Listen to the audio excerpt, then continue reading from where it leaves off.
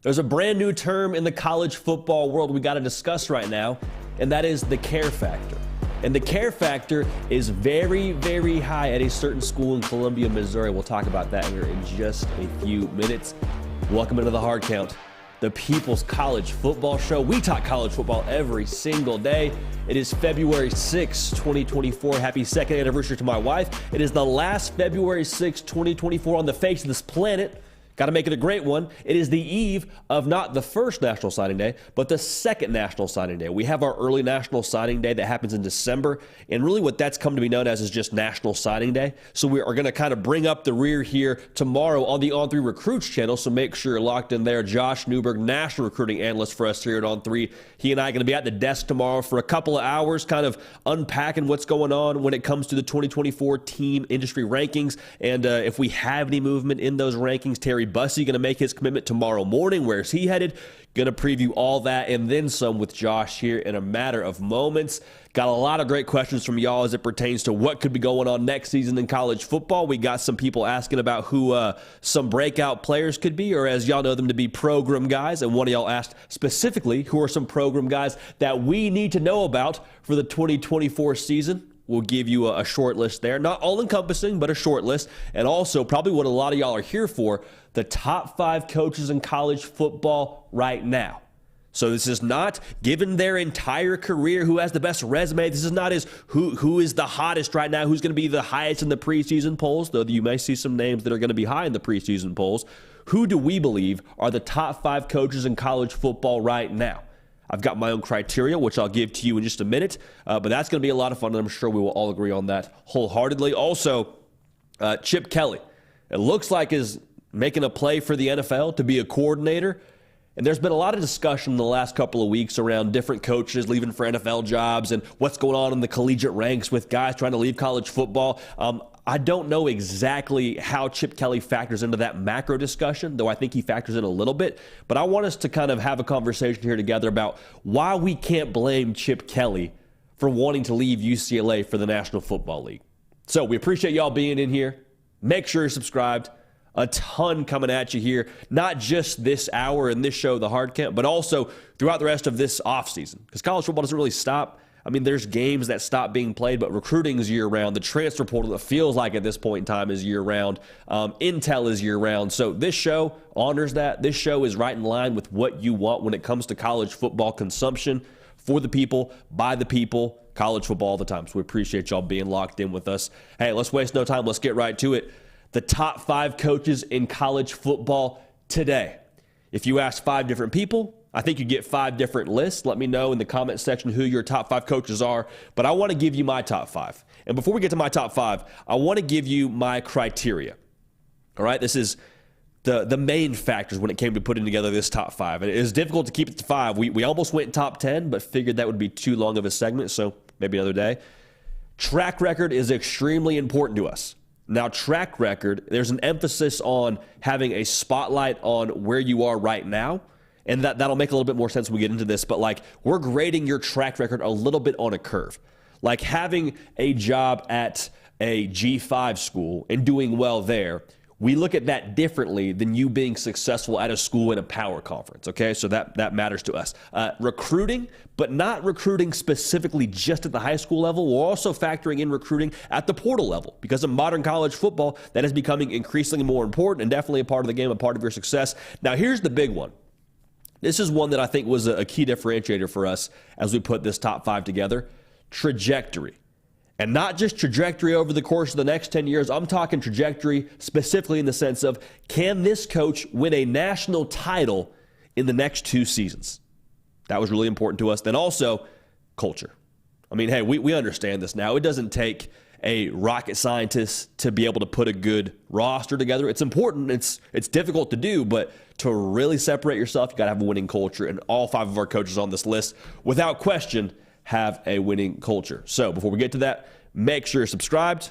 A lot of y'all that are watching live, we appreciate you for that. But if you're watching this as a one-off video, get in this live show with us. Tuesday, Wednesday, Thursday, 11 a.m. Eastern. The best way to make sure you don't miss it, making sure you are subscribed to the On3 YouTube channel. All right, let's get to it.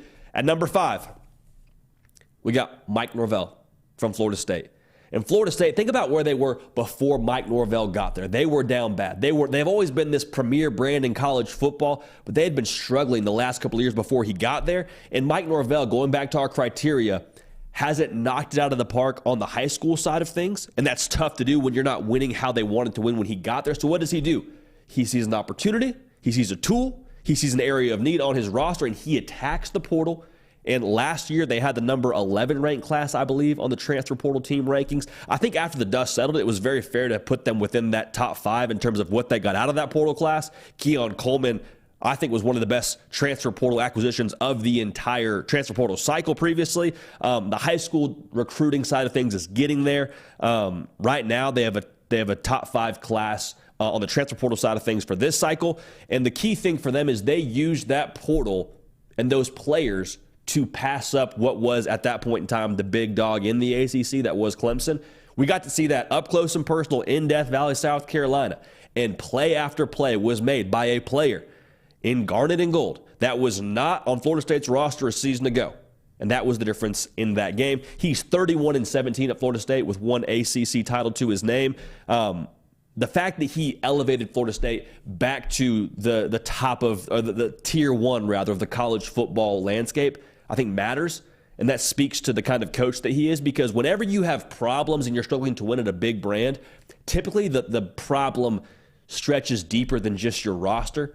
Typically there's something within it from a structural point of view within that coaching staff, or the culture isn't great from different points. And so for him to be able to fix that, and for Florida State to give him the time to fix that, and for him now to have back-to-back double-digit win seasons in Tallahassee and moving forward into an expanded playoff where I think Florida State will be a routine visitor to that expanded playoff, Mike Norvell, without question, has an opportunity to win a national title in these next 2 seasons. And I think what he's done to elevate Florida State from where he was to where they are now, can't say enough good things about Mike Norvell.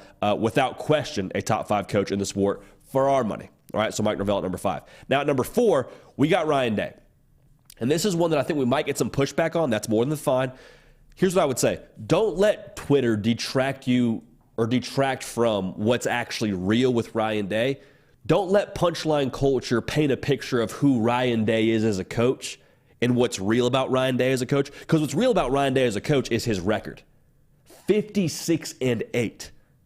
People are going to say, I can't win the big game, can't beat Michigan, all this, that, and the other, and that's fine. They said a lot of those things about Kirby Smart, about not being able to win the big game at a certain point in his career. Ryan Day, I believe, still developing, still evolving as a head coach. 56-8. Urban Meyer hasn't been there since 2018. So all this talk around he's born on third base and he's just living off the Buckeye brand. I'm not telling you that Urban Meyer didn't leave him a good situation with that roster. I'm not telling you that Ohio State brand doesn't have some staying power to it. But there's a lot of brands that have staying power that haven't, one, recruited how Ohio State has recruited, top 5 pretty much every single year. Also, a lot of big brands that haven't won how Ohio State has won with Ryan Day being the head coach there. So a lot made about what he hasn't done as a head coach. Look at what he has done. Several first-round quarterbacks he's helped develop. I mean, of his 8 losses, 3 of those are to an individual who's now going to be a head coach of the National Football League. There's only 32 of those jobs, and 2 of those other losses were one to a guy who is pretty high on this list, we'll get to in a second, and the other is the greatest of all time in Nick Saban. So, of those 8 losses, I understand it's never a good thing to lose a football game. You never want to qualify a loss, but looking at what he's done, 87% of his games he has won. That is ridiculous. If Ryan Day were on the market tomorrow, I think 98% of the country, 98% of the other jobs, Ryan Day would be an upgrade for. So definitely one of the best coaches in the country for my money. Ohio State has the second best odds to win the national title this season. A big reason for that, the way Ryan Day has attacked the transfer portal, adding Caleb Downs, adding Quinshon Judkins. Heck, they got Julian Sain just because they feel like it. Ohio State and Ryan Day, I believe, in good position in 2024. Ryan Day, for us, a top 5 coach in the game today. Now let's get to this top 3. This is where it gets a little bit juicy here. Steve Sarkeesian at number 3. And I was talking with Trey Annity before we got on air here, one of our producers here at On 3. And I ran through our top 5, and I had Steve Sarkeesian at 3, and he kind of grimaced a little bit. My first thought was, yeah, well, I understand, that they've had sustained success here for a short period of time, sustained success. They've had success for a short period of time here at Texas. I understand that. Thinking he thought that Steve Sarkeesian was too high. When in reality, Trey thought Steve Sarkeesian should have been higher on this list. So all that's to say, I think he is one of the best coaches in the game, obviously with him being number 3 on our list. Think about how many coaches have tried and failed at Texas. There was a point in time where there was a feeling around the Texas job, at least from the college football public point of view, where like, hey, I don't know if you want to take on that kind of venture. I don't know if that's a winnable situation because of the culture that's on that roster, because of how involved the boosters are, because of the lack of patience on, in the 40 acres. Like that was kind of the perception before Steve Sarkeesian took it over. Think about the way we talk about Texas now. We talk about Texas as being a contender in the SEC, not just in the Big 12. They won the Big 12 last year, and that's great. We talked about, their potential for what they should have done in 2023, and that was always the word we threw around, right? Potential this, potential that. We're not talking about potential anymore for Texas. We're talking about adding on to what they did a season ago. So the lift that he had to lift Texas to where they are now, similar to where Mike Norvell took Florida State to, it was a heavy lift. I truly believe that. He had to booster the involvement of I'll rephrase that. The booster involvement as a whole, I think, was too much, so Steve Sarkeesian had to manage that. There were development issues at Texas. He had to restructure that. The roster, there was talent there, but they didn't have it at the right spots where they needed it to be. Most crucially, the culture was not at the elite tier where they needed to be to win national championships. He fixed all those things in 3 seasons. 5-7, 8-5, went 12-2 last year with the Big 12 title and a college football playoff appearance to their name. So there's extra pressure at a place like Texas. Steve Sarkeesian has been able to win with all that extra pressure there. I don't know if anyone besides the people that are ahead of him on this list could have done what he's done at Texas. Like, that's a difficult place to win, a difficult place to get them back to where you expect them to be. He's recruited at a really high level as well. They enter into the SEC in a position of power. He had a top 5 class, a number 3 class last year, and right now the number 6 class in the On3 industry team recruiting rankings, using the portal to their advantage, adding Isaiah Bond, adding Silas Bolden, going to get Andrew Makuba, one of the best safeties in the portal. Like, they've used the portal to their advantage. Texas could win it all this year. And I'm not just saying that to try and make a case for Steve Sarkeesian being top 3 on our list. I mean, by nature of how they've built this roster, by nature of where the culture's at, Steve Sarkeesian has elevated Texas to where it's not a crazy thing to say anymore. Texas could win the whole thing. That used to be just sort of burnt orange Kool-Aid talk. That used to just be sort of overly ambitious Texas fan talk. Texas is now at a place where Steve Sarkeesian has made them a national title contender. And we're not wondering about where they sit when they enter into the SEC. I think they enter into the SEC as one of the top teams in that conference, right up there with the Georgia, with LSU. And they beat Bama last year with Nick Saban in Tuscaloosa by double digits. And they bring back Quinn Ewers. So that doesn't factor into why Steve Sarkeesian's one of the top 3 coaches in the game right now for us. Quinn Ewers coming back. But I do think what he's done to elevate them and build them back up when they were down low for a long time, Steve Sarkeesian, I believe, wholeheartedly a top 5 coach in the sport today. Now, getting into our top 2 here, this is where it gets a little bit less tricky to break down. But at number 2, we got Brian Kelly. And for Brian Kelly, I think he is as sure a thing as there is in college football. He's coached almost 400 games, won 73% of them. At Notre Dame, he won, was 92-40. Now winning at LSU, I believe he's 20-7 with back-to-back double-digit win seasons. They played for the SEC title his first year in the conference. He is as good as there is in the game in installing structure into a program. Because think about where LSU was when he got there. Yes, they had kind of come off this, national title letdown sort of couple of years, and they still had talent on the roster, but it was just like, it was anarchy. There was no real direction, there was no structure, there was no harmony, and their first year there, Brian Kelly and that staff install a way of doing things, and they have success from the jump. Make it to Atlanta. Last year, the defense struggled, was not nearly good enough, still found a way to win 10 games. So it's a tough stretch that's going on here for the good folks that have been saying Brian Kelly's not a fit, he's not going to recruit, he doesn't want to recruit. All I've seen from him so far is top 10 classes. And currently in the 2025 industry team recruiting rankings for us here at On3, they have the number 1 class. So Brian Kelly's cooking. And when we look at LSU in a macro level, I think for the Brian Kelly era in Baton Rouge, it is a matter of when, not so much if they win a national title. They've had 3 coaches win a national title the last 15 years.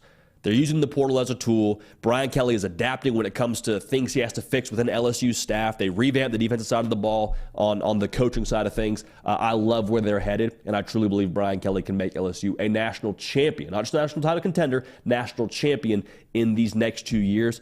A very big part of that will be Garrett Nussmeier and his success. So Brian Kelly, for us, again, just as sure a thing as there is in college football, and I believe he's the second best coach right now in the game in college football. Now, at number 2, no secret, man, it's Kirby Smart. Kirby Smart's the best coach in college football right now. Titles talk. Like, he's won 2 in the last 3 years, national championships, that is.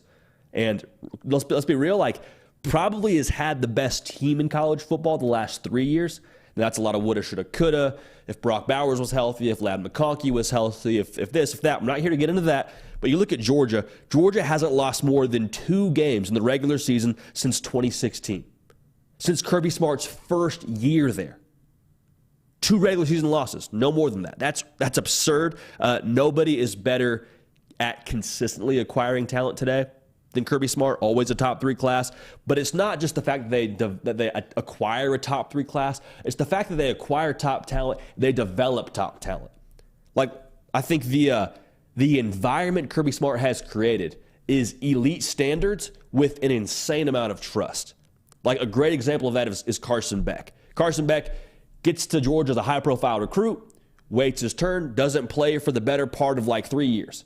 Eventually gets his chance, shoots up draft boards, is going to come back for another year, but like could have gone to the NFL this year and I believe been a pretty solid round draft pick. Not as high as he wants to go, but you hear the sentiment I'm saying here. At Georgia, if you buy in, if you wait your turn, you will eventually get the results that you want to get.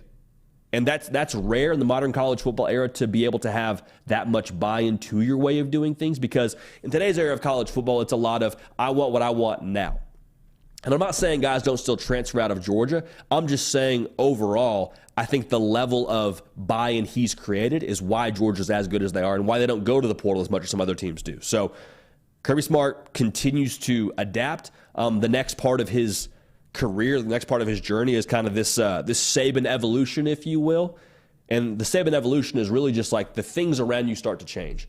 Most notably your staff. Anytime you have success in college football, especially from a staff level, people see that. They say, okay, how can we bottle some of what you have and put it on our team? So people go out and try and get your offensive coordinator. Todd Monken goes to the NFL. People want to hire your defensive coordinator. Dan Lanning gets a head coaching job at Oregon.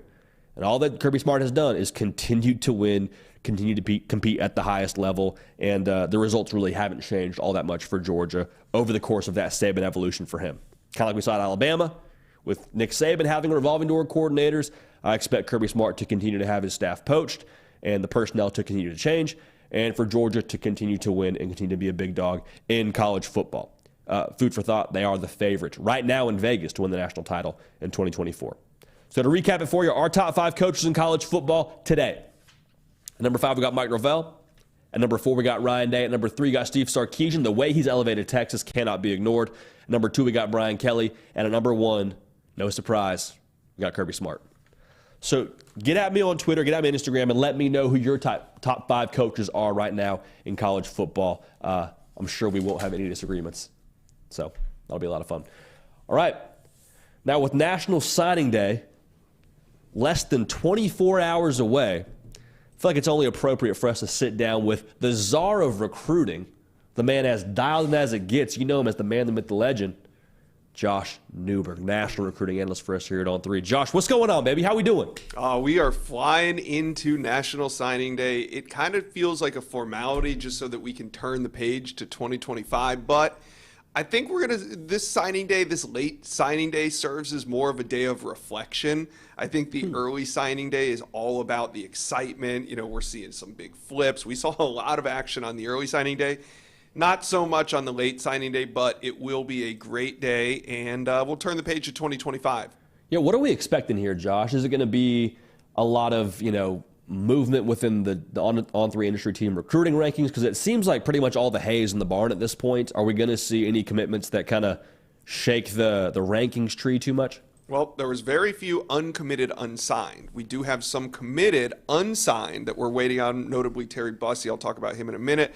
But over the weekend, Gatlin Baird took himself out of the equation of guys that we were watching heading into National Signing Day when he chose the Oregon Ducks over Michigan, the last uncommitted unsigned 5-star of the cycle.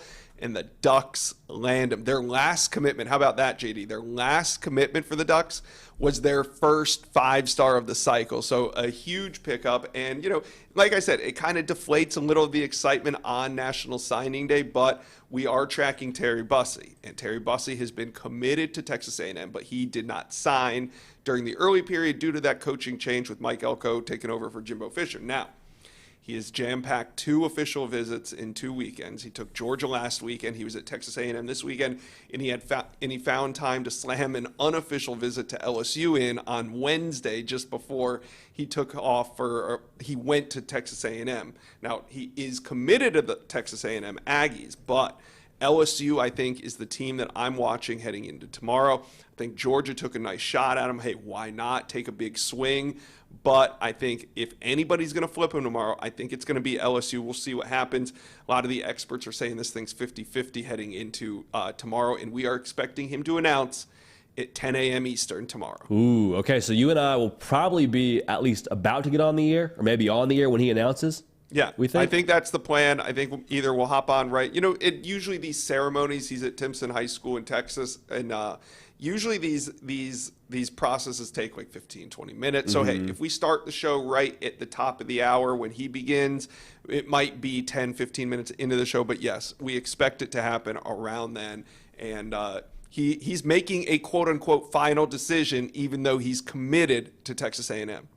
Well, final decision action on National Signing Day. We love to see that. But you hit on something that I think is really interesting and something that kind of seems to be a topic across the college football world with all the shifting conversations around, should we change the transfer portal window? Should we change signing day? Like, do you think we're entering a world where we could see a change to the National Signing Day calendar and we have it be, okay, we just have that first signing day and then maybe you put another National Signing Day further into the spring? Is that something we could see, Josh, or do you think we have this for a while? I think it would be something to consider if coaches weren't leaving whenever they wanted to. So right now, we're seeing Chip Kelly even shopping himself to the NFL right now. So, as long as these coaches are moving around as much as they do and there's nothing stopping them from moving, I don't know how we can ask the recruits to stop, when they've made a decision based on a coach. So we'll see what happens. It's getting crazier and crazier every year, but it does seem like the early signing period is the signing period for all intents and purposes now. So, Josh, this wasn't something you and I talked about before we got on air here. I want to just throw something at you. Tell me what you think about this. There's a really good article out by The Athletic. I think it's Ari Wasserman who wrote it. And he's kind of breaking down, hey, signing day has got a lot of moving pieces to it. And he talked to some staffers within college football, and they had a couple of suggestions to changing like the recruiting calendar. And one of those suggestions was just let prospects sign whenever they want. Like, hey, a kid commits in July before his senior year, let him sign in July. Would you be in favor of that, or you think that's maybe opening Pandora's box a little bit and we get too in the weeds with how the roster could shift and demands and things like that with the portal? Would you be in favor of kids signing whenever they want? Yeah, I think I've always kind of felt like that was the next natural step in the process, because if they're inking NIL deals or they're doing these things that can, hey, why not? Why not allow them on an official? If you're allowed to take an official visit during the summer, why not at the end of that official visit, if he wants to sign, hey, you can announce, I've signed with Alabama, I've signed with Auburn, and yes, you're still going to have the same implications if you sign in December and your coach leaves afterward. Then you're still going to have those same implications. We'll see what happens. I mean, hey, maybe we see a correction in the way that coaches are fired, because we saw what happened at Alabama, we saw what happened at Washington late. You almost lose your entire roster and the portal's already closed. So maybe we see programs hold on to their coaches a little bit longer and create some stability. But right now, it kind of feels like we keep every new movement leads to a little bit more and more instability rather than stability. So it kind of feels right now that we're in a phase that we have to figure all this out. I think when we look back in 5 or 10 years, maybe it'll feel a little bit more normal. It feels a really chaotic right now, JD. It's like the renaissance of college football almost. Like all these new things are entering into the fold, and we're trying to mix and match what's the best thing for the personnel staff, the best for the players, what's best for the powers that be in college football. It's a really interesting time, Josh. Last question for you. Who do you think has the most to gain on National Signing Day tomorrow? Potentially LSU, if they can flip Terry Bussey. It would be their third flip of a Texas A&M Aggie. They flipped Dominic McKinley, Weston Davis, Dominic McKinley, defensive lineman, Weston Davis, an offensive tackle. And now they're working on Terry Bussey. So if there's one team tomorrow that can really make a name for themselves, I think it's LSU. And we know that LSU has already gotten a hot start to 2025, landing Bryce Underwood. They have 3 number 1 players at their position. We're going to have Chad Simmons on at the end. We're going to talk a little 2025 tomorrow on the National Signing Day show. It's only appropriate.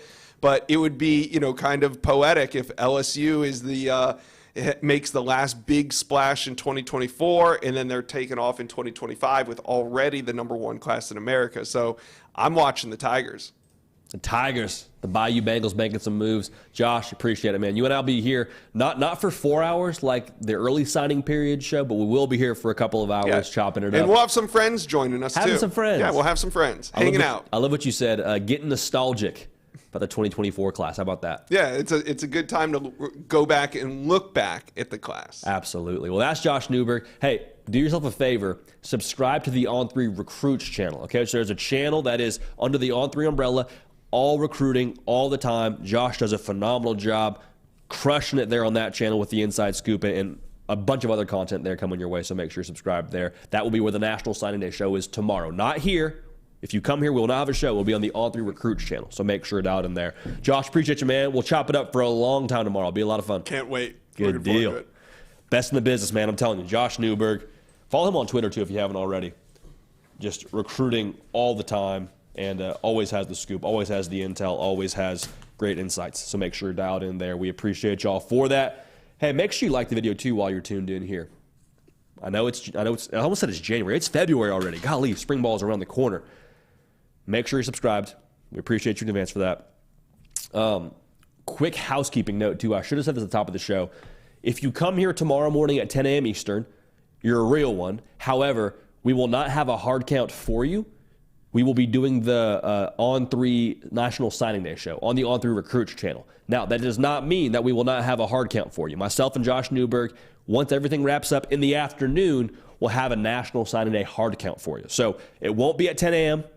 Central or 11 a.m. Eastern, whatever time you tune in at, whatever time zone you're on. But if you follow me on Twitter and Instagram, I promise I will have updates for you whenever that show is going to go live. So it's still a little bit of a play it by ear situation, but I can promise you we'll have a hard count, but I can also promise you it will not be at the regular scheduled time. So just make sure you follow me on the socials to stay dialed in there. Now, if you follow just via the podcast, and that's your only way of consuming the hard count, we salute you, and it won't be a major change for you. That podcast will just come out a little bit later than it typically would by nature of us being on the air a little bit later than we typically would. So it is what it is, but the party rolls on. Let's keep on moving here. We got a great question from one of y'all via my Twitter page, at JD Piquel. Jacob Phillips, he says, who are some program guys we should know about for the upcoming season?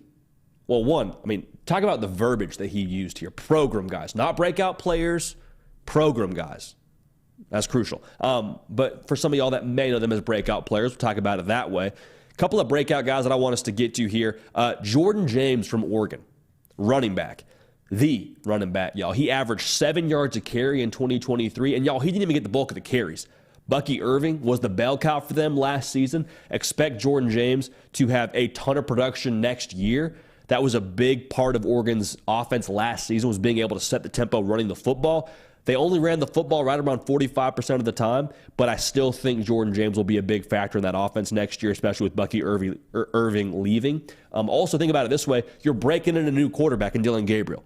So whatever he is doing from a learning curve standpoint, if he needs some time to get up to speed in certain situations, I think Jordan James will be your guy for you. He is a stud, someone to watch next year without question, and also undoubtedly a program guy. So keep an eye on Jordan James. He's set for a big year in 2024. Another guy that's going to be, I think, a big factor next season for Georgia is safety Jake Pope.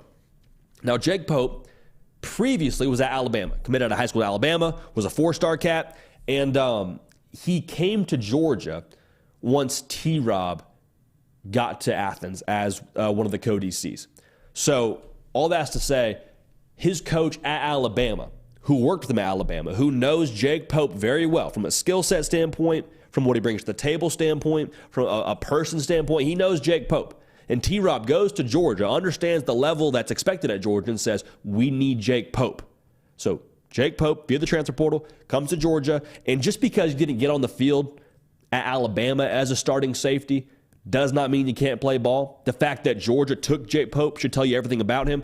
He's going to play opposite Malachi Starks. I think he's going to be an instant impact guy for the Dogs and add to that defense in a big way. So Jake Pope, without question, someone to know, someone to keep an eye on. I think he's going to factor into that defense and fit in quite nicely for the Dogs. Another guy to keep an eye on here. How about Micah Hudson? True freshman Micah Hudson, 5-star plus Micah Hudson from Texas Tech. I understand he's a true freshman. This isn't an instant impact true freshman segment, but it has to be noted. He will step on campus in Lubbock and be one of, if not the best offensive weapon for Zach Kitley and company. Now, you know this. We have a program crush on Texas Tech and Joey McGuire and what they've done. They also not make it weird. I think Micah Hudson, with what he has from a skill set perspective, he's just a playmaker. Like, when he was in high school, he was the epitome of productive, has good track speed. He's going to be a guy that I think is similar to what Florida had in Eugene Wilson as a true freshman last year, in the sense that you're just going to get him the ball and let him eat. Whether it's bubble screens, whether it's getting the ball downfield, whether it's speed sweeps, however you want to do it, you can get Micah Hudson the ball and let him be dynamic for you. He's going to be a playmaker for them as soon as he steps foot on campus. He is that good. Committed to Texas Tech over some other big-time schools. They were very happy to land him, and I think there's no way you keep him off the field as a true freshman. He is going to be a baller day one in Lubbock. Another baller that was a day one baller at Kansas State was quarterback Avery Johnson. He is the future of Kansas State football. He will be your starting quarterback next year. The comp for us here at On 3 for him out of high school was Pat White. Should tell you just how dynamic of an athlete he is. He was a 4-star cat out of high school in class 2023. The Big 12 conference, to me, feels like it's very wide open. Now, I understand Utah with Cam Rising coming back, and we'll see what Colorado is. Like, Kansas State, I believe, is in very good position to make some real moves. Arizona also joining the conference. It feels like a quarterback can make the difference, and how talented Avery Johnson is could be that difference maker. Accounted for 12 touchdowns as a true freshman. He has a chance, I think, to really elevate with them having a full offseason to build the offense around him as the guy, because I think what he brings to the table as an athlete, at least, is a little bit more dynamic than what Will Howard brought to the table. Now, I'm not saying he's a better player than Will Howard, but I do think you have a chance now to put more strain on a defense with what he does running the football than what Will Howard brought to the table. And this is something that a lot of people have said, but I'm just going to echo this sentiment. Avery Johnson is there because Kansas State chose him over Will Howard. Will Howard could have come back to Kansas State for another year. So that should tell you just how talented he is and how highly they think of him in Manhattan. And like I said, he is without a doubt the future for the Wildcats going forward. So Jordan James, Jake Pope, Micah Hudson, Avery Johnson, not all-encompassing. We'll probably do a few more segments like this on some top guys to keep an eye on in the college football world. But all 4 of those cats I expect to be instant impact program guys that maybe not a lot of national folks are talking about right now, but ones that you'll know about when the season rolls around because of y'all being dialed in year-round to this show. So a couple of program guys there to keep an eye on. Now, this is something I wanted to make sure we got to during this show because I think it's important. Chip Kelly has been in the news relatively frequently over the last couple of weeks because he's been interviewing for offensive coordinator jobs. He was interviewing for the Raiders job a couple of times. Then it looked like they were going to go with Cliff Kingsbury, and then Cliff Kingsbury takes the Commanders' offensive coordinator job. So at the time of us being live, Chip Kelly does not have an NFL OC job, but he has interviewed for several. If we're reading the writing on the wall, Chip Kelly wants out of UCLA to go take an NFL job. That's the way this thing looks. Is that how it is? Remains to be seen, but that's the way it looks. And this whole segment, I want us to just kind of unpack, like, can you blame Chip Kelly? And this may not impact directly your school, but I think it's a learning lesson for a lot of schools to kind of take note of. Like, think about where UCLA was towards the end of last year.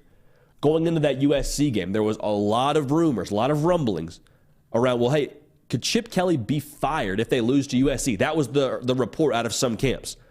UCLA goes on to beat USC, and then they lose their last game of the year. I believe it was to Cal.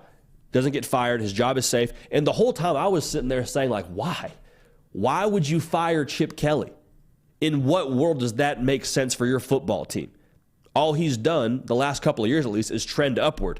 They had 8 wins in 2021, 9 wins in 2022. They won 8 games in 2023. But before that, they were not that great, was UCLA.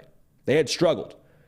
Now, looking forward to the future, though, with Chip Kelly wanting out of UCLA, going back to this whole can you blame him conversation, how many great relationships, how many great results have come from a situation where a head coach is almost fired?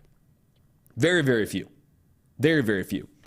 And my question, again, for UCLA would be, why? Why is that somehow a good move for your football team? Even further, if I'm Chip Kelly, why am I sticking around? You almost fired me after we won 9 games last year. I've got my quarterback of the future here at this point in time in Dante Moore. Why would you part ways with Chip Kelly as you move into a more difficult conference? Now, going back to Chip Kelly, you don't need to be somewhere that you're not wanted. Like, let's just call a spade here. Chip Kelly has got some credentials to his name, has had a lot of success as a head coach, has had success as a play caller. And I think in some ways that's why you look to where they are right now and Chip Kelly interviewing for NFL jobs, in the sense that, like, he doesn't need to be somewhere he's not wanted. Chip Kelly being at UCLA was always a benefit to Chip Kelly. Always a benefit for UCLA. I don't know if it was always a benefit to Chip Kelly. If he won there, great. But, like, Chip Kelly doesn't have anything to prove. Chip Kelly doesn't have anything he needs to, write down in the history books to prove his salt as a coach in the football world. Looking forward to where UCLA is in the future and why it makes sense for Chip Kelly to be interviewing for NFL jobs. There's a lot of things that don't bode well for their success in the future. Your defensive coordinator, he's at USC. Your quarterback, he's transferred out to Oregon. You look at where they're headed in the Big Ten Conference. UCLA is going to enter into that conference not in a great spot, to say the least, compared to an Ohio State, compared to a Penn State, compared to a Michigan. Like, UCLA is, I think, in for a little bit of a rude awakening, if we can even say that. In some ways, it's a sinking ship. If I'm Chip Kelly, why would I stay on this thing? You already wanted me fired, based on some reports at least, or we're close to firing him based on some reports. It's going to get tougher. It's looking like it's going to be tougher to win. Yeah, I'll go take an NFL job. I'll go be successful as a play caller for one of those 32 NFL teams, and quite frankly, a position that Chip Kelly, I believe, is qualified for. Like, a lot of coaches, I believe, would like NFL jobs. Just from what I'm hearing, there's a pretty long line to get NFL jobs, and a lot of guys aren't qualified or cut out for it. Chip Kelly checks all the boxes you need to be an NFL coordinator. And I think him getting this many interviews with NFL coordinator jobs proves as much. But the cherry on top of this whole thing, quick cough, the cherry on top of this whole thing, to be real, Chip Kelly wants to coach football, and the collegiate ranks, the job description of being a head coach in college football has less and less to do with just coaching college football. And we're all kind of on the same page here in the sense that to be successful now as a head coach, you have to coach football well. That's an obvious part of this. But you also have to be a great manager of your roster, retain the right guys, be able to raise funds in the NIL perspective, be able to scout the transfer portal. Like, there's so many things now that go into being a college football head coach that I don't know that Chip Kelly really is all that excited about doing. That's my perception. I don't know if that's the facts. But again, you're an elite offensive mind for Chip Kelly. You've had success virtually everywhere you've been. Yeah, I'm going to go coach the NFL. I'm going to have a little bit more time with my family. I'm going to be somewhere I'm wanted. That makes sense. Again, can you blame Chip Kelly for wanting out of UCLA when they thought about firing him based on certain reports? I have a hard time believing that's really something that would be beneficial for Chip Kelly. And also for UCLA, like, at this point now, who do you go get? Where do you go from here if you move on from Chip Kelly? If Chip Kelly moves on from you now is the better thing to say, actually. If Chip Kelly goes and takes another job, who do you go hire? I think you're in a tricky situation there. Because, again, I think Chip Kelly, what he's done at UCLA, what he was doing before this whole thing sort of went haywire, was trending in the right direction. But now with no defensive coordinator, no quarterback of the future in Dante Moore, and more than likely your head coach looking for a new job, I don't know where UCLA goes from here. So the Big Ten will be difficult without question. best of luck to the good folks in Westwood. We mean that. Like, going to the Rose Bowl, man, as a kid, that is an awesome place to go watch a football game. When UCLA is up and humming, like, that's a great atmosphere. I think that the whole Chip Kelly situation is unfortunate. But again, I think Chip Kelly was always benefiting UCLA, and we'll see how much UCLA benefits Chip Kelly in the future. But something to monitor there, something to keep an eye on. Hard to blame Chip Kelly at this point in time. Another great question we got from y'all via Twitter from Jack Mullaney. He says, overall thoughts on the anonymous Missouri donation. Missouri donation, what does it mean for that program? Now, if you don't know what I'm talking about here, Missouri, as of yesterday, I believe it was, reported an anonymous donation of $62 million. 62 M's. 50 million of that is going to stadium renovations. More power to you. 12 million going to NIL. Here's what I think it means. I think it means this is where we are now in college football. And to be honest, I'm kind of for it. Like, I wore the gold program shirt today, not necessarily because of Missouri, but I don't think it hurts for this segment. Like, there has never been a point in time in college athletics, specifically college football, where your care factor can impact your on-field product to where you are now. And what I mean by that is the schools that win in college football going forward are going to be the schools that prioritize college football. And when I say prioritize college football, I mean making moves in alignment with your goals on the college football side of things. Like, for example, the $12 million to NIL, let's call a spade here. Like, that is to attract and land top talent.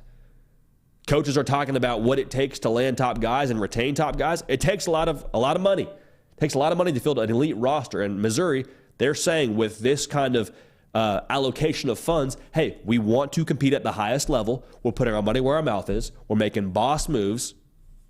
Let's go. We expect to be great at college football. And we're putting our money in a place where we can expect to be great at college football because of our input, not just from our fanhood side of things. The care factor, extremely, extremely high. Also, this isn't the first time we've seen Missouri make a move like this.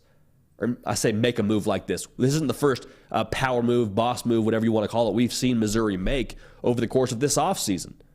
They extended Eli Drinkwitz. You got a coach that's winning, just won a New Year's Six Bowl, had a double-digit win season. Yeah, extend him. Lock him up. You want to go and be great on the college football side of things, you got to be good in the transfer portal.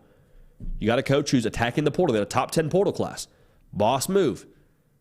You have a bunch of money now for NIL. Boss move. You can attract more top talent. And so the impact it has, I think, is amplified because Missouri isn't in a place where they're just trying to get the ball rolling. They're in this place now where they're trying to keep the ball rolling.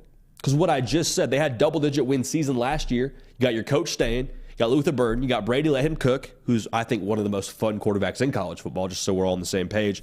There is no trying to get it up and running. They're now trying to keep it cruising how it is. And so at the bare minimum, this communicates loud and clear what Missouri expects of their football team, and that is to be great, to compete at a Tier 1 level. They say, hey, we like this winning thing. We're going to contribute to what we have going right now to keep it rolling. And if you're not a Missouri fan, that's more than fine, but I think this is a tremendous example of where we are now in college football. Because you have certain coaches that after different games this past season said, well, we need more in NIL to be competitive. We need to have a better roster. We need this, we need that.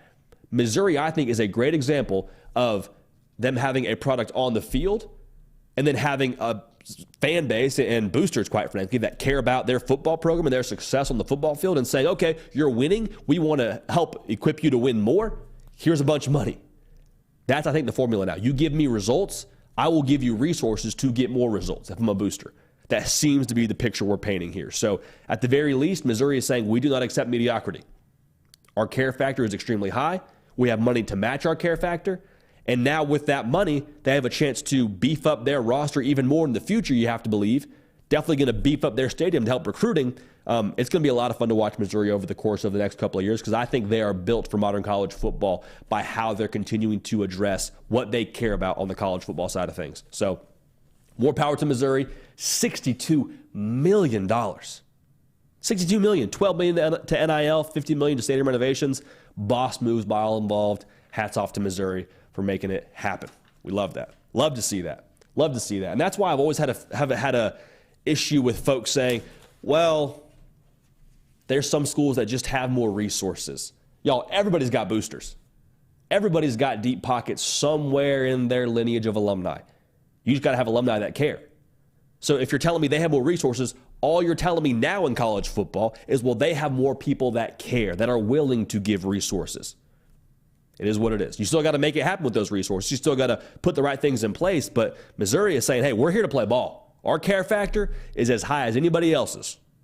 We're not messing around. So I love that for Missouri. And I think it's a great blueprint for the rest of college football to keep an eye on here. All right, make sure you like the video as we move right along here. Going to get to your questions in just a matter of moments with Nick Brake, the keeper of the queue.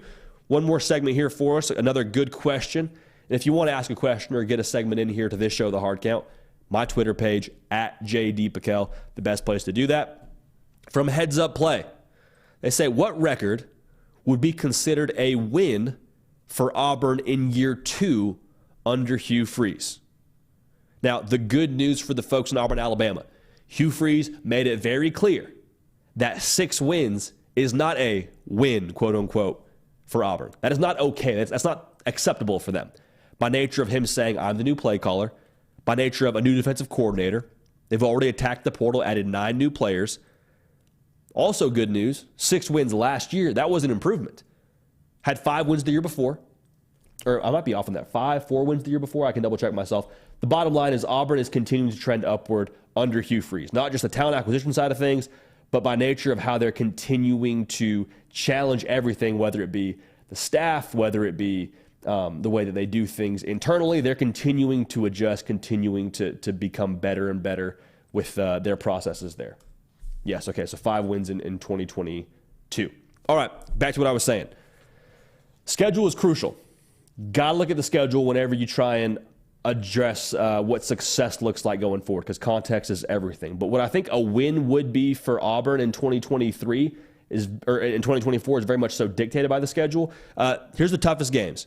You got Oklahoma at home. You're at Georgia, at Missouri, at Alabama. I'm not saying those are losses. I'm saying those are the toughest games. Now, the swing games to me, at Kentucky, and you got Texas A&M. Kentucky, always feisty with Mark Stoops and company. You got to go to Lexington. I think Brock Vandagriff is going to be a stud, quite honestly, for them. So that's a swing game. Could win it, but it'll be a big factor in what your final record is, obviously. Then Texas A&M, the Mike Elko structure paired with how talented that roster is at A&M, that'll be curious to see. I think Connor Wegman, too, for A&M, coming back as the quarterback for them, I think he could be special. So that'll be an interesting game to watch. The over-under, for me at least, looking at what I think Auburn is right now in the preseason, I would set that personally at 7.5. I think 8 is a success for Auburn. 8 wins, that is, 8-4. I think anything past 9 puts you ahead of schedule if you're Hugh Freeze and company. Now, the key factors to success for Auburn, I think you have to look at what are your governors, right? Like what's going to keep you from ultimately accomplishing 9 or more wins. Or heck, let's put it at the over-under, having 8 wins. I think Hugh Freeze and what they do offensively, he wants to be versatile. And you have to figure out what you have at the quarterback position. Is Peyton Thorne a governor for your offense? Meaning, does he keep you from accomplishing what your potential is? Because in 4 separate games last year, Peyton Thorne threw for under 100 yards. That's not dynamic. It's not versatile. I think Auburn wants to be multiple under Hugh Freeze. I think they want to have the RPO game where they can run the ball and they force you to commit numbers. And then once you do, they have a quarterback that can deliver the mail for you and make you pay. Auburn right now, based on what Peyton Thorne has shown to this point in the year, or in his career at Auburn, they do not have that. Now, that's not to say they couldn't have that. I think Peyton Thorne having a full spring under his belt will give you a really solid idea as to what you have in-house. And so what Auburn does post-spring via the transfer portal, if they go after a quarterback, I think that tells us everything we need to know about how they feel with Peyton Thorne in-house. So he didn't have spring practice last season. This could be a big year for him to take a leap. Could be a leap year of sorts, but that's something to watch for. Now, the other key factor for success for me is, does the defensive line, the trench play for Auburn, does that meet the price of admission in the SEC? Because last year they allowed 4.5 yards a carry. That is nowhere near good enough to win 9 games in the SEC. And to be honest, like the teams that win the SEC, they had the big boys up front. And I'm not saying Auburn needs to hold teams to 2 yards a carry. That'd be great. You're talking about probably going to Atlanta if that's the case. But they got to be better up front. They've already made some moves via the portal to get better up front, but like that has to be improved for them to win 8 games next year. So those 2 factors, quarterback play, making the offense multiple, how Hugh Freeze wants to be multiple, and what they have up front on the defensive side, that's going to be a very, very big factor. So here's the thing. If you win 8, I think that is the substantial improvement you need to look to year 3 as like your big pop year to, hey, let's try and win the SEC. Let's make the college football playoff. Let's make some real noise in year 3. Also at that point, you have a 2024 class who right now is top 10 in the country, has a full year under their belt. Probably some of those guys got some playing experience, cycle up. Who knows what you do through the portal at that point in time. Like that could be the year you really make some noise. I think Texas is a great blueprint for Auburn to follow here going forward. I understand different situations, different factors, but I think for Auburn, year 1, like it was for Texas, it's about fixing the roster. They've made moves to do that. They'll continue to make moves to do that. I think that's a work in progress. Year 2, it's all about learning how to win. Texas, how many times did you see them in second halves kind of falter and not be able to finish games their second season under Steve Sarkeesian? I think that's going to be the task for Auburn this year. Can you figure out how to win in this second season? Don't got to go undefeated. You'd love that. Can you find a way to win the games that you need to win when you're in position to win them? All right? Talk a lot about winning, but that's what this segment's about. Now, in year 3, it's about putting it all together. Year 3 is about really having it all come together for one season and put something special together that they'll remember for a long time on the plane. So fix the roster, learn how to win. Year 3 is where we really talk about winning some exciting things. So this year to me is about learning how to win. And a record that would indicate that, right around 8-4. That would be a win to me to answer this question. So great question from Heads Up Play. Again, get at me on Twitter and let me know your questions. We'll answer them on this show. One more thing I would say. The good news for Auburn, you won 6 games last year. You really should have won 8 this year. And woulda, shoulda, coulda is a funny place to be, but like should have beat New Mexico State. There was no world where they should be beating you. And then the game against Alabama, you had them 4th and 31. Auburn fans, you know this, but like if that falls incomplete, that's 7 wins right there. Add New Mexico State, that's 8 wins. Like I don't think that's too much to ask for. So we'll keep an eye on this. We'll keep an eye on Auburn and how they attack the portal, but that's one that I've circled here as a team that could really make a big leap in 2024. So great question from Heads Up Play. Great question. All right, best part of the show now. We appreciate everyone who's tuned in on podcast, rate, review, all that good stuff. We appreciate it.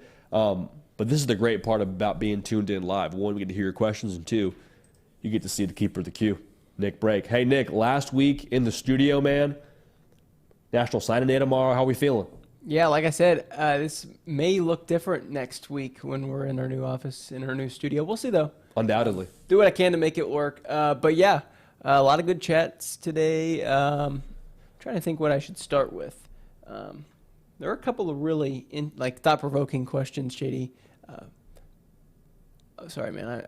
I'm just kind of finding them. You're good. I will say we're only at 50 likes while I'm looking for this. Oh, okay. So we have some work to do. But, hey, man, if we can get to 100 likes. That'd be great.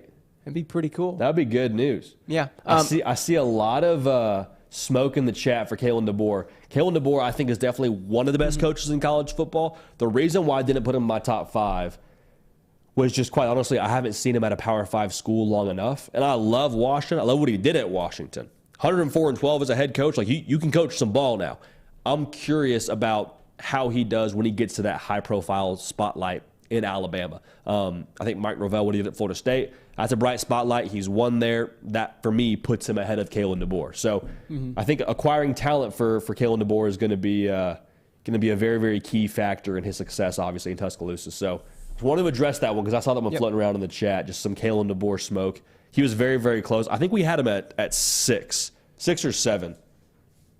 What about Dan Lanning? That's kind of the guy I was thinking maybe what would you do with him? Dude, so if I was talking to somebody else about this earlier too, like if it was about head coaches I would hire to start my football team, that I could maybe try, I don't know if maybe get away is even the right verbiage because he's pretty dialed in at Oregon. I would target Dan Lanning. Like I was surprised he wasn't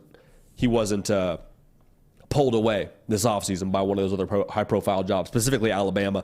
I love what they do culturally at Oregon. And the way they acquire talent, too, maybe the Oregon brand plays a factor there. But I had Dan landing within my top 10. Didn't have him in the top 5 just because his track record as a head coach, he only has one job under his belt right now. Yeah, he's done a great exactly. job, but like I don't know if I put him in the top 5 just yet. I had him on this scribbled out top 10 I had him at number 9. Okay. I had Kalen DeBoer at 7, Kiffin at 6. Hey, Kyle Whittingham, just the epitome of consistent at Utah. I had him at 8. Lincoln Riley at 10.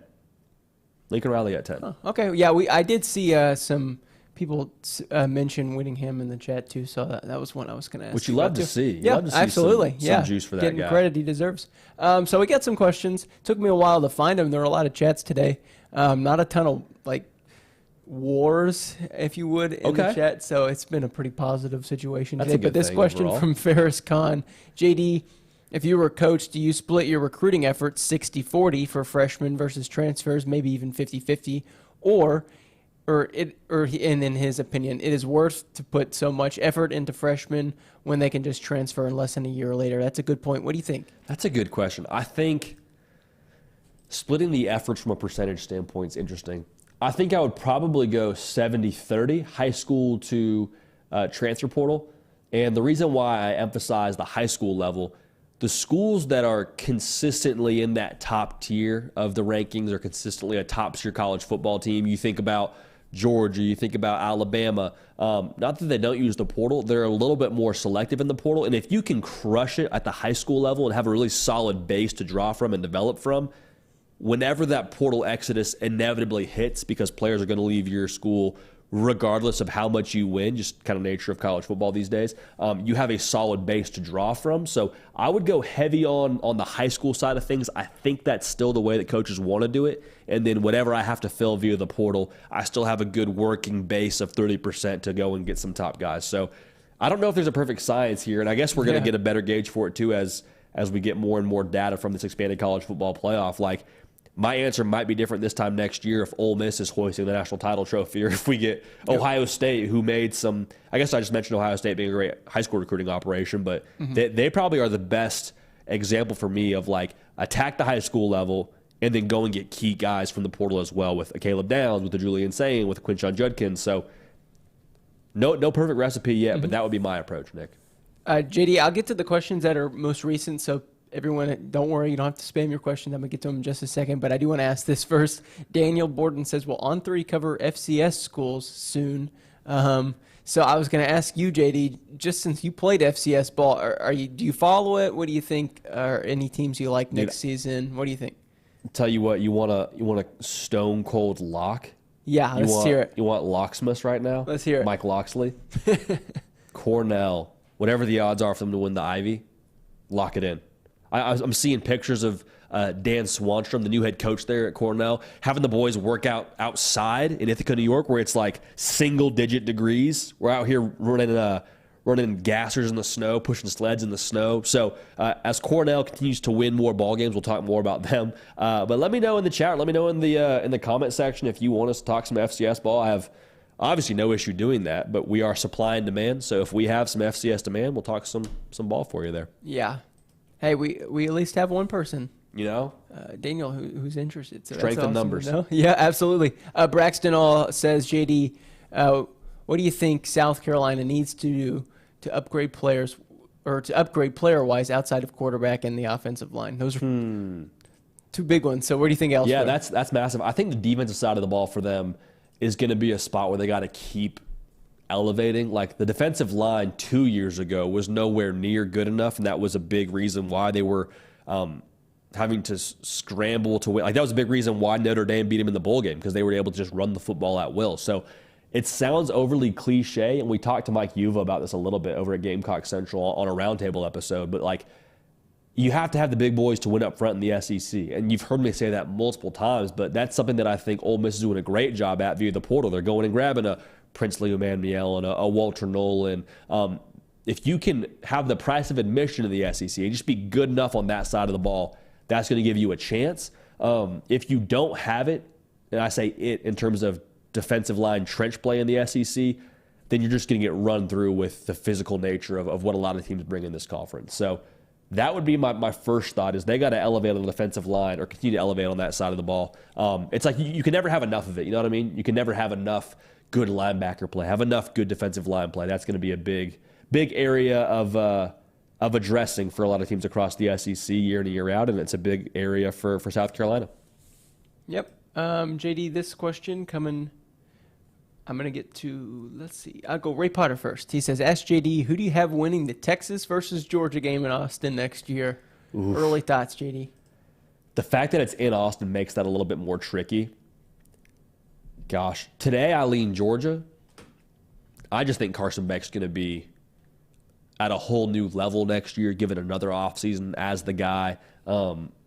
The weapons that they have via the portal. I love Texas. I think they're going to be a team. Like, we got another question via my Twitter where someone said, what's a game that you think we could see 3 times next year? Texas, Georgia, we could very realistically see in the regular season, in the SEC title game, and then in the college football playoffs. So that's one that I would absolutely circle. But that first round, with it being on the 40, makes you think maybe Texas could be up to par. But I'll take Georgia right now with reserving our right to change when we do pick that game. Okay. This next one coming from Jared. Jared, who he and OG Gary, by the way, brought up a word I haven't heard for a while. I was talking about kickball, and I was like, oh, wow, yeah, that's coming up. That's coming up in a month, JD, so we'll talk about month. Okay. We'll talk about that then. But this question, who is the best team positioned to be the next dynasty in college football, not named Georgia? Everyone sees how that could happen, obviously. Yeah, that's very fair. I mean, heck, going on our last question, I could see Texas. Like, if Arch Manning is able to be all that he was built to be out of high school, and let's say that Quinn Ewers goes out and has success and Texas wins a national title this year, you plug in Arch Manning, who's now had 2 years to sit and watch and get comfortable, and he ends up being awesome. Like, we can see Steve Sarkeesian in Texas having some real good success in the SEC. Now, obviously, Georgia's the obvious pick there. How about, I think Ohio State, too. Like, I wonder if Ryan Day is able to get over that hump and they beat Michigan this year and they win a national title, if that doesn't just kind of open the floodgates for them on the recruiting trail even more, and they recruit, the top class a couple of years in a row, and they become even more of a portal destination. They're clearly playing ball on that side. Like, I'd be very curious to see those two schools if they could be dynasties going forward. That might be a segment for us here one of these days, Nick. I think Ohio State and I think Texas are two sleeping giants when it comes to dynasties. They've already been successful, but I mean dynasties, those are two that I could see happening. This is an interesting comment. I think this goes with what people were talking about in the chat. They were all talking about all these non-SEC schools. Richie Dubs says you can't compare all of the non-SEC teams to Ohio State. They're a little different. And I think that could be in recruiting and transfer portal, but also in how they play, JD. Where do Ohio State, do you think, rank, if you throw the SEC out of it, in terms of a program in college football? Where do you put them in the mix? I mean, in our post-portal, post-Saban poll, we had them at number 2. And I think by the way they've attacked the portal, that's for sure elevated them. I mean, when the confetti dropped, moments later they landed Quinshon Judkins, so that probably elevates them a little bit. But like all the guys they have coming back on that defense, pretty much everybody. You add in Caleb Downs.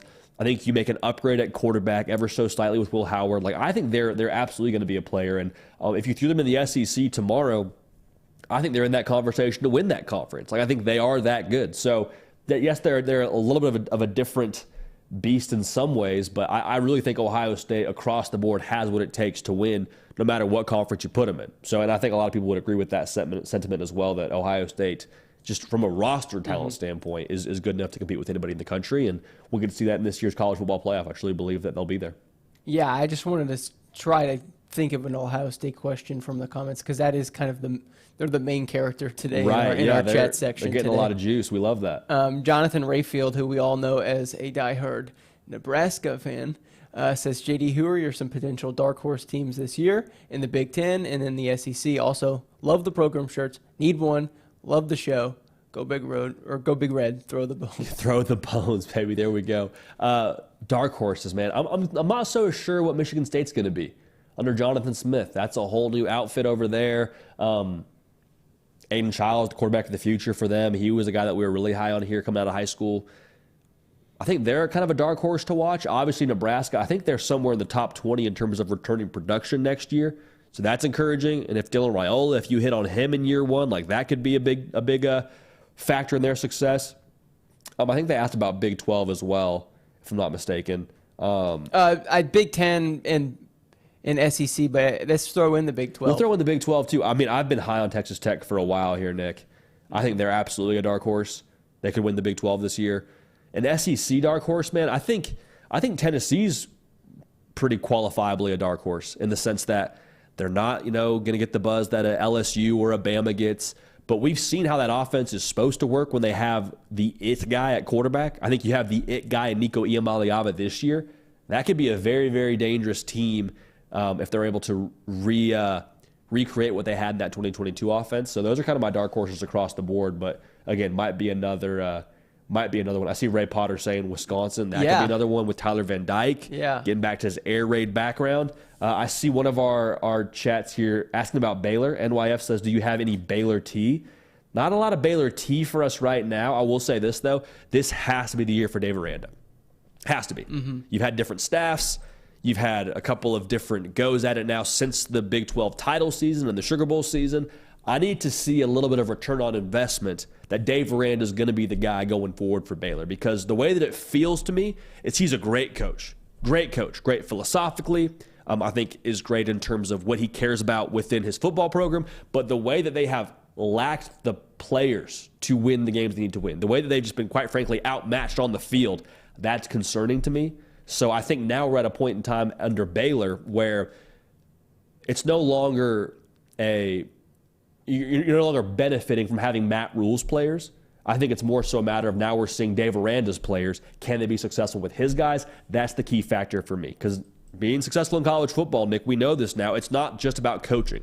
You want to just coach, go to the NFL. Right now in college football, it is very much so about acquiring the right talent, and Dave Aranda's got to prove that he can do that. So I hope it happens. I root for the guy, but that's a big factor, I think, for the Baylor T, if you will, for what's going on in Waco. How about two more questions, I love JD? it. Two more questions. First one, this one is from Nick Mobley about LSU. Says, JD, what is missing for Brian Kelly to secure his legacy as a college football coach, and how can he get to where he needs to be? I mean, I think the obvious answer right off the bat has got to be the defense, right? That has to be the big factor for them to get to where they want to go. And what's missing from his legacy is a national championship. Like, that is why he came to LSU. He felt like LSU gave him the best chance to go win national titles, to compete against the best, to cement his legacy. And so for them to have the showing they did defensively last year, and Brian Kelly to see that and make an immediate pivot, says, nope, we got to get better. Hires a new DC, and I think the personnel will benefit from that. And then to piggyback off of that, being able to have Garrett Nussmeier hit how I think you expect him to hit, with Jaden Daniels now leaving and Joe Sloan taking over the offense, that's going to be something I'm watching very closely, because I think they have all they need in-house, at least, from a personnel standpoint, to be successful. But a national championship is what has evaded Brian Kelly. They played Alabama for one and got drug. It's got to be, when he was at Notre Dame, that is. It's got to be what he accomplishes next to kind of cement his legacy where he wants to be remembered from a college football head coaching standpoint. Okay, man, one more question. How's that? That sounds great, brother. OG Gary, JD, this is a good one to end on. Who are your three finalists for the upcoming Heisman? I know it's too early, but who are your three? You want to hear OG Gary's? Yeah, let's go with OG Gary's. I like it. Nico, Dylan Gabriel, and Ollie Gordon. Ollie Gordon. I like it, man. My fear is that we're entering into an era of college football where it's just a quarterback award. And, I mean, I don't know if we just lean into that, if we push back against that. Because Ollie Gordon had a tremendous year last year. It's just so difficult to win if you're not a quarterback. So with that being said, I like the Nico pick. I think that's a good one. We'll have him as a dark horse for us. I think Dylan Gabriel's a great pick. I think that offense is going to cater to his skill set. I'll go with Carson Beck. I think he is in a very stable position, year two in that offense with Mike Bobo. I think he'll put up good numbers, and he'll be successful this year again, and Georgia will win a lot of football games. I'll go Quinn Ewers. Quinn Ewers also will put up big numbers. If he can stay healthy and Texas is able to win how I think they expect to win this year, I think he'll be in that Heisman conversation. So those are my three right now that I would feel comfortable rolling with going into this 2024 season. But maybe we'll revisit that too at a later date and see if we can't find some good odds for us, huh? Mm-hmm. Yeah, let's Good do it. stuff. Good stuff. Well, Nick, I appreciate you, brother. What do you say? Not same time tomorrow, but tomorrow nonetheless. We will see you tomorrow, JD. Good deal. Long Again, day. you're the man, Nick. Appreciate ready. you, brother. Yep. Again, if for those of y'all that weren't tuned in earlier, this show will be on tomorrow. We will not be on at our usual time slot. So if you come here at 11 a.m. Eastern, we will not be on the air. However, we will be on the air over at the On3 Recruits channel talking National Signing Day. Now, if you follow me on Twitter and Instagram, you will know when this show goes live on this platform again, okay? It will be live tomorrow, probably afternoonish time. If I had to guess right now, I'd say somewhere in the 3 Eastern-ish range. Don't hold me to that, but follow me on Instagram, follow me on Twitter, at JD Pickell. I will let y'all know when we are going live, so make sure you're locked in there. We'll kind of recap National Signing Day. And as we always do, talking college football every single day on this show. Hey, listen, start to the week now. Very, very important to set the tone. Y'all got this. All right, let's attack it. Let's get after it. Control your attitude. Control your effort. For myself, JD Pickell, for Nick Brake, and all of us here at On3, we appreciate y'all. We love y'all. Going to keep this party rolling. We will see y'all next time.